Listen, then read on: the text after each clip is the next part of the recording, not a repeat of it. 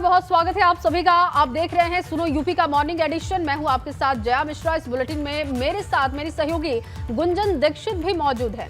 आपको बताएंगे तमाम बड़ी खबरें। सबसे पहले कानपुर से आपको बड़ी जानकारी दे दे, हाजी वसी के बेटे अब्दुल रहमान की जमानत अर्जी खारिज हुई है। इस पर डिटेल देंगी गुंजन। बिल्कुल जया, कानपुर से बड़ी खबर, जहां हाजी वसी के बेटे अब्दुल रहमान की जमानत अर्जी खारिज हो गई है।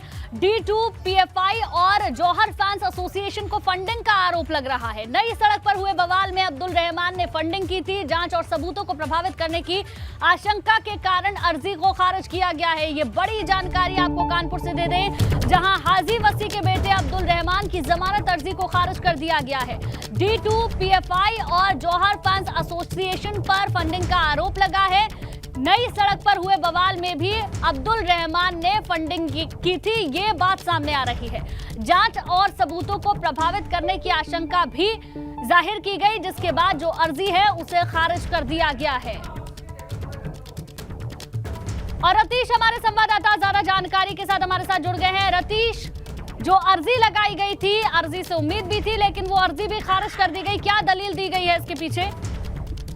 देखिए, कानपुर हिंसा मामले में आरोपी बिल्डर हाजी वसी का बेटा है अब्दुल रहमान, उसकी भी संलिप्तता इस मामले में निकल करके आई थी। आरोप अभियोजन की तरफ से लगाया गया था कि क्राउड फंडिंग की गई है। जो नई सड़क में हिंसा हुई उसमें भीड़ और आपराधिक तत्वों को भड़काने के लिए क्राउड फंडिंग की गई थी। अभियोजन पक्ष ने कोर्ट में यह भी कहा था कि D2 गैंग, जो एक कुख्यात गैंग है, उसके साथ PFI के साथ और जौहर फैंस एसोसिएशन को ये फंडिंग करता रहा है अब्दुल रहमान। इसलिए अगर इसको जमानत दी जाती है तो ये बाहर निकलकर विवेचना को प्रभावित कर सकता है और सबूतों के साथ छेड़छाड़ भी कर सकता है। ऐसे में अपर जिला जज 16 जितेंद्र कुमार द्विवेदी की कोर्ट ने जो 3 अर्जियां अब्दुल रहमान की जमानत के लिए लगाई गई थी, उन तीनों अर्जियों को खारिज कर दिया। जी रतीश, बहुत शुक्रिया आपका तमाम जानकारी के लिए।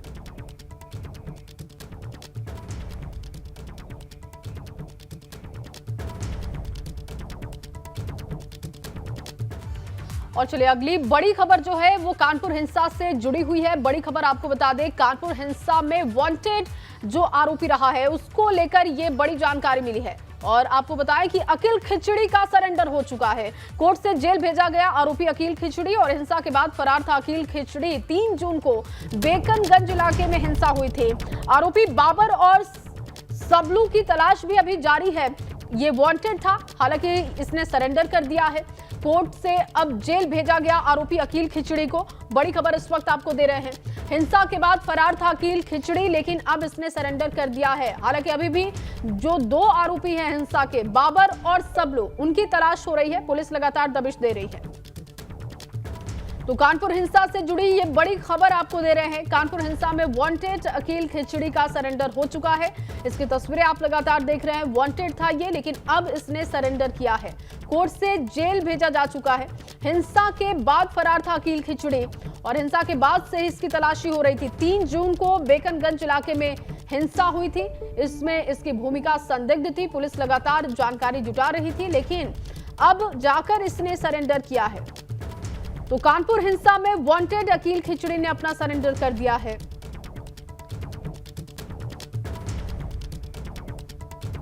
तो हिंसा के बाद फरार था अकील खिचड़ी, जिसका सरेंडर हो चुका है। आपको बता दें कि 3 जून को बेकनगंज इलाके में जो हिंसा हुई थी उसमें ये वांटेड था और अब इसका सरेंडर हो चुका है। और चलिए इसी बीच एक बड़ी खबर लखनऊ से खबर है, जहां डॉन मुख्तार के बेटे अब्बास अंसारी के मामले में राहत मिली है। गिरफ्तारी के मामले में नाकाम पुलिस को कोर्ट ने राहत दी है। अब्बास को कोर्ट में पेश करने की तारीख को आगे बढ़ा दिया गया है। MP MLA कोर्ट ने पुलिस की अर्जी पर तारीख को बढ़ाया है। अब 10 अगस्त तक अब्बास को गिरफ्तार कर कोर्ट में पेश करने की मोहलत दी गई है, जबकि पहले ये तारीख 27 थी, यानी कि आज के दिन पेश करना था। पहले 27 जुलाई तक अब्बास को पकड़कर पेश करने के लिए कहा गया था, लेकिन अब इस तारीख को बढ़ाकर 10 अगस्त कर दिया गया है। अब्बास अंसारी की गिरफ्तारी के लिए पुलिस लगातार छापेमारी कर रही है। फरार अब्बास अंसारी का अब तक पुलिस कोई भी सुराग नहीं लगा पाई है। लेकिन ये बड़ी खबर आपको बता दें, गिरफ्तारी के मामले में नाकाम पुलिस को कोर्ट ने कुछ राहत दी है। अब्बास को कोर्ट में पेश करने की जो तारीख है उसे बढ़ा दिया गया है, जबकि अभी तक पुलिस के हाथ में कोई भी सुराग नहीं लगा था। अब जब तारीख बढ़ गई है तो मौका भी पुलिस को मिल जाएगा। और अब्बास अंसारी और परिवार से जुड़े पूरे घटनाक्रम को ग्राफिक्स के जरिए चलिए अब आपको समझाते हैं। अब्बास अंसारी की तलाश में पुलिस की छापेमारी लगातार जारी है। दिल्ली, गाजियाबाद, नोएडा, मऊ, गाजीपुर में तलाश लगातार पुलिस कर रही है। धोखाधड़ी कर शस्त्र लाइसेंस ट्रांसफर कराने का पूरा मामला है, जिसको लेकर एमपी-एमएलए कोर्ट ने एक वारंट भी जारी किया है। एमपी-एमएलए कोर्ट ने पेशी के लिए पुलिस को मोहलत दी है। अब 10 अगस्त तक कोर्ट में पेश करने की मोहलत दी गई है, जबकि ये जो तारीख थी पहले 27 जुलाई थी, यानी कि आज की तारीख थी, लेकिन अब इसे बढ़ाकर 10 अगस्त कर दिया गया है। मुख्तार अंसारी की पत्नी और 2 साले भगोड़े घोषित पहले ही हो चुके हैं। पुलिस और एसटीएफ की टीम जिनकी तलाश लगातार कर रही है। तो अब ये देखने वाली बात होगी, क्योंकि समय बढ़ा दिया गया है तो कुछ मौका भी मिल चुका है। अब जो दिन बचे हैं, यानी कि 27 से लेकर 10 अगस्त के बीच में पुलिस क्या कुछ कर पाती है और क्या इस पूरे मामले में सुराग हाथ लग पाते हैं, ये देखने वाली बात होगी। धोखाधड़ी कर शस्त्र लाइसेंस ट्रांसफर कराने का मामला है, जिसमें कि एमपी-एमएलए कोर्ट ने एक वारंट जारी किया था। एमपी-एमएलए कोर्ट ने पेशी के लिए पुलिस को अब मोहलत दी है। जहां तारीख पहले 27 थी, वो तारीख अब बढ़ाकर 10 अगस्त कर दी है और 10 अगस्त तक कोर्ट में पेश करने की मोहलत दी गई है। धोखाधड़ी कर शस्त्र लाइसेंस ट्रांसफर कराने के मामले में लगातार पुलिस की छापेमारी चल रही है, जिसमें कि दिल्ली, गाजियाबाद, नोएडा, मऊ, गाजीपुर में लगातार तलाश जारी है। और इसी खबर पर ज्यादा जानकारी के साथ विवेक मेरे सहयोगी जुड़ चुके हैं लखनऊ से। विवेक, क्योंकि लगातार छापेमारी तो हो रही है, लेकिन अब्बास के बारे में अब तक कोई जानकारी नहीं है, फिर भी थोड़ी राहत यह है कि अब 10 अगस्त तक कोर्ट में पेशी करनी होगी, तो क्या कुछ रणनीति में बदलाव पुलिस कर रही है अब्बास को ढूंढने के लिए?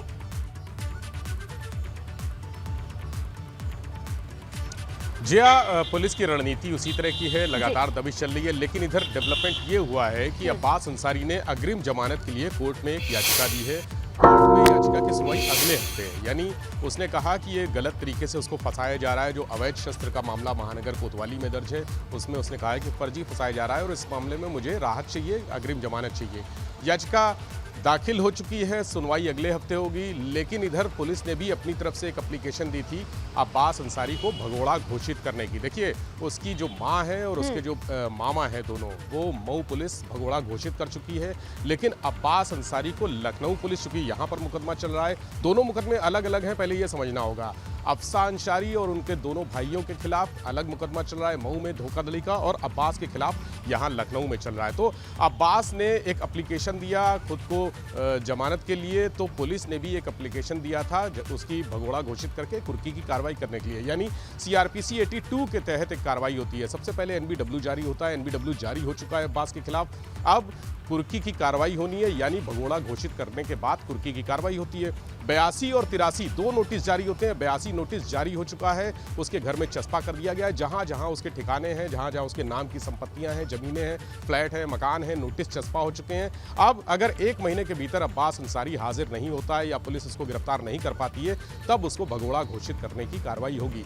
कोर्ट में पुलिस ने एप्लीकेशन दिया, लेकिन कोर्ट ने पुलिस को ये निर्देश दिए कि अभी आपने अच्छी तरह से छानबीन नहीं की है और तलाश करिए, अब्बास अंसारी को ढूंढिए और उसके ठिकानों को खंगालिए, जहां जहां वो हो सकता है, जहां जहां उसके रिश्तेदार हैं, और ढूंढिए। तो पुलिस को 10 अगस्त तक का वक्त दिया है। 10 अगस्त से पहले अब्बास को अगर गिरफ्तार कर लेती है पुलिस तो ठीक है, नहीं तो अगर अब्बास की अग्रिम जमानत याचिका स्वीकार हो जाती है, जो अगले हफ्ते सुनवाई होनी है, तो दोनों ही तरफ से खतरा भी है, राहत भी है। यानी अभी संशय की स्थिति है, क्या हो सकता है, क्या नहीं हो सकता है। हालांकि पुलिस की टीमें और बढ़ा दी गई हैं, प्रयास जारी हैं, गिरफ्तारी करने की कोशिश की जा रही है। चूंकि ये बड़ी चुनौती है, अब्बास अंसारी बड़ी चुनौती है, अगर गिरफ्तार नहीं कर पाएंगे तो सवाल उठेंगे। पुलिस पर बड़े लोगों को गिरफ्तार न कर पाने से सवाल हमेशा उठते हैं। अब्बास अंसारी विधायक है, बिल्कुल। अब ये देखने वाली बात ये है विवेक, जब समय अवधि को थोड़ा बढ़ा दिया गया है कोर्ट की तरफ से, तो पुलिस किस रणनीति के तहत आगे इस पूरे मामले में जांच पड़ताल करती है और गिरफ्तारियां करने की कोशिश करती है। चलिए, बहुत बहुत शुक्रिया विवेक पूरी जानकारी के लिए आपका। और चलिए आगे बढ़ेंगे। बड़ी खबर एक और आपको दे दे। मुश्किल में बिकरू कांड के मुख्य आरोपी विकास दुबे का परिवार, दरअसल विकास दुबे के भाई पर अब कार्रवाई होगी। विकास दुबे के भाई का मकान जब्त किया जाएगा, ये बड़ा अपडेट आपको दे रहे हैं। लखनऊ में दीपक दुबे के मकान को जब्त किया जाएगा। मकान की कीमत तकरीबन 3 करोड़ रुपए है। पुलिस ने सत्यापन करने के बाद डीएम को अपनी रिपोर्ट भी भेजी है और विकास दुबे के भाई पर अब कार्रवाई होगी, ये तय है। ये बड़ी खबर मिल रही है। विकास दुबे के भाई का मकान जब्त होगा। लखनऊ में दीपक दुबे के मकान को जब्त किया जाएगा। पुलिस ने अब इसके लिए रणनीति तैयार कर ली है और आपको बताएं कि 3 करोड़ तकरीबन इसकी कीमत बताई जा रही है। जो मकान जब्त करेगी पुलिस, उसकी कीमत तकरीबन 3 करोड़ रुपए बताई जा रही है। तो मुश्किल में बिकरू कांड के आरोपी का परिवार है और विकास दुबे के भाई का मकान जब्त किया जाएगा। ये बड़ी खबर आपको दे रहे हैं। लखनऊ में दीपक दुबे का मकान है जो कि जब्त किया जाएगा। इसकी कीमत लगभग 3 करोड़ बताई जा रही है। और इस बीच आपको एक और बड़ी खबर दे दे, चित्रकूट में होगा यूपी भाजपा का 3 दिनों का प्रशिक्षण शिविर। दरअसल 29 से लेकर 31 जुलाई तक चलेगा भाजपा का प्रशिक्षण शिविर। सरकार के कई मंत्री इस ट्रेनिंग सेशन में मौजूद होंगे। प्रशिक्षण शिविर में संगठन के अलग अलग विषयों पर अलग अलग सत्र होंगे। 31 जुलाई को सीएम योगी भी प्रशिक्षण शिविर में शामिल होंगे। पार्टी अध्यक्ष जेपी नड्डा भी प्रशिक्षण शिविर में शामिल हो सकते हैं। राष्ट्रीय महामंत्री संगठन बीएल संतोष भी प्रशिक्षण शिविर में आ सकते हैं। तकरीबन 150 लोग पूरे प्रदेश से शिविर में बुलाए गए हैं। उनको वहां पर निमंत्रण भेजा गया है आने के लिए। चित्रकूट में ये भाजपा का प्रशिक्षण शिविर लगने जा रहा है। 29 से 31 जुलाई इसके लिए समय तय किया गया है। तमाम बड़े नेता संगठन के इसमें होंगे। सरकार के कई मंत्री प्रशिक्षण शिविर में शामिल होंगे। और इसी पर ज्यादा जानकारी के साथ अनुभव मेरे सहयोगी मेरे साथ जुड़ गए हैं। अनुभव, 3 दिन का प्रशिक्षण शिविर है, मंत्री भी मौजूद रहेंगे, रणनीति भी तैयार की जाएगी। कितना खास ये प्रशिक्षण शिविर, क्या कुछ रहेगा इन 3 दिनों में? देखिए बिल्कुल, ये अगर हम कहें तो जुलाई का महीना है जो बीत रहा है, ये बहुत महत्वपूर्ण है बीजेपी के लिहाज से। किस लिए महत्वपूर्ण है? एक तो नए प्रदेश अध्यक्ष की नियुक्ति होनी है, क्योंकि वर्तमान प्रदेश अध्यक्ष स्वतंत्र देव सिंह कैबिनेट मंत्री भी हैं और 3 साल उनका कार्यकाल ये प्रदेश अध्यक्ष का पूरा हो चुका है। तो वहाँ पर नया प्रदेश अध्यक्ष भी मिलना है और ये जो प्रशिक्षण शिविर है ये भी काफ़ी महत्वपूर्ण है। अब बीजेपी के अलग अलग जो विषय हैं, हम कहें संगठन के तमाम सारी चीज़ें हैं, 2024 भी उसमें शामिल है, आगामी कार्यक्रम भी शामिल है।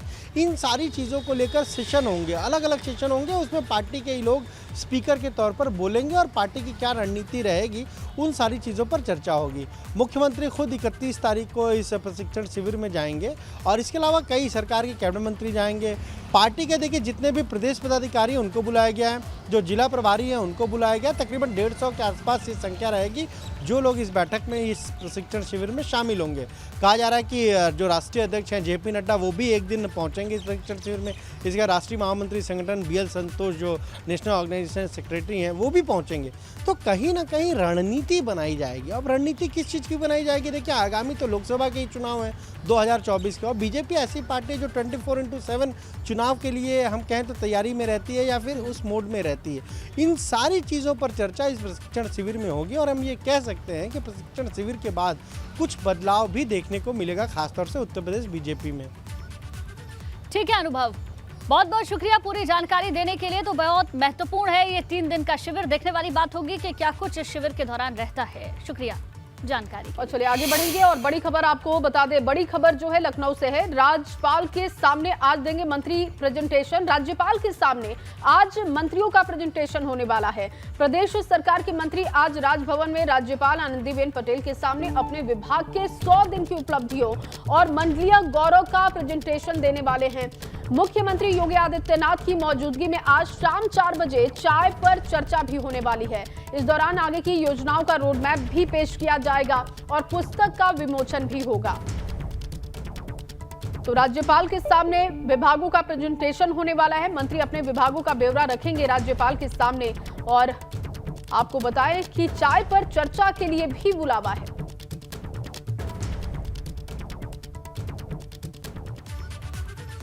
और चलिए अब बात अगली बड़ी खबर की। ओम प्रकाश राजभर और शिवपाल यादव को पार्टी से अलग करने के बाद अखिलेश यादव ने आज लखनऊ में एक बड़ी बैठक बुलाई है, जिसमें राष्ट्रपति चुनाव में क्रॉस वोटिंग करने वाले विधायकों पर चर्चा की जाएगी। इसके लिए समाजवादी पार्टी ने क्रॉस वोटिंग करने वाले विधायकों पर आंतरिक रिपोर्ट तैयार की है।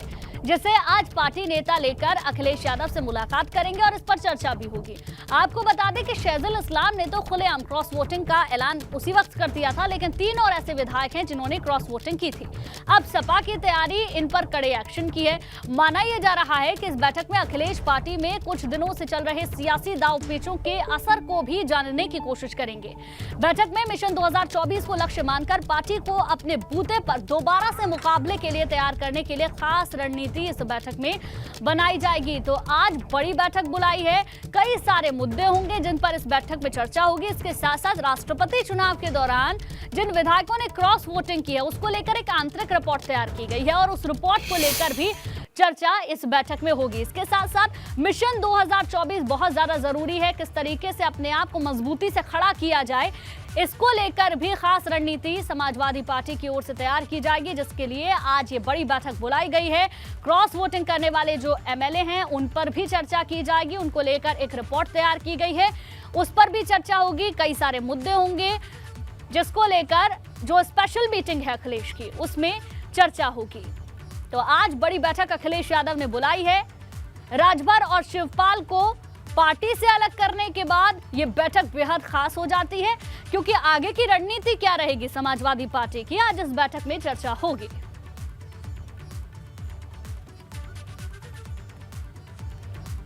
चलिए खबरों में आगे बढ़ेंगे। बड़ी खबर आजमगढ़ से, जहां जेल में अपराध का मोबाइल तंत्र चल रहा है।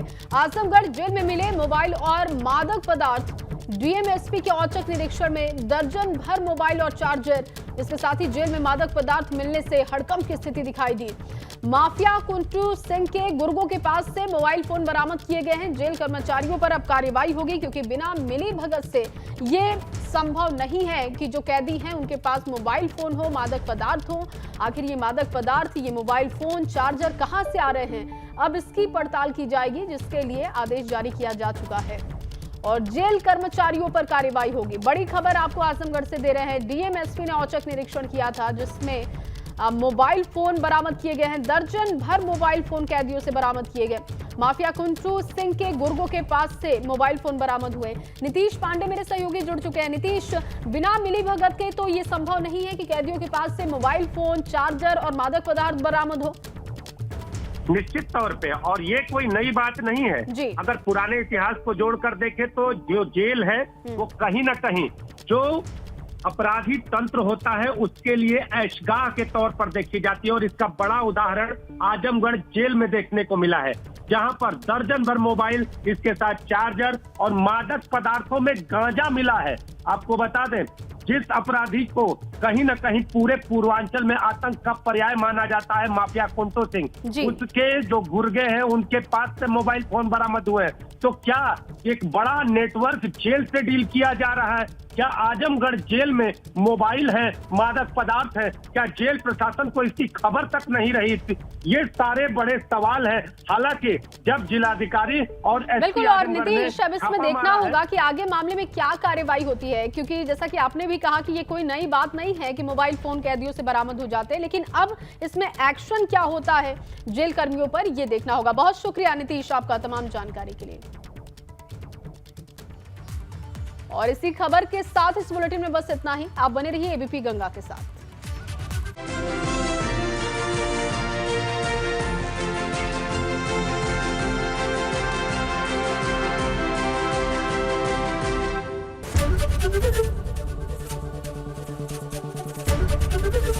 एबीपी गंगा, खबर आपकी, जुबान आपकी।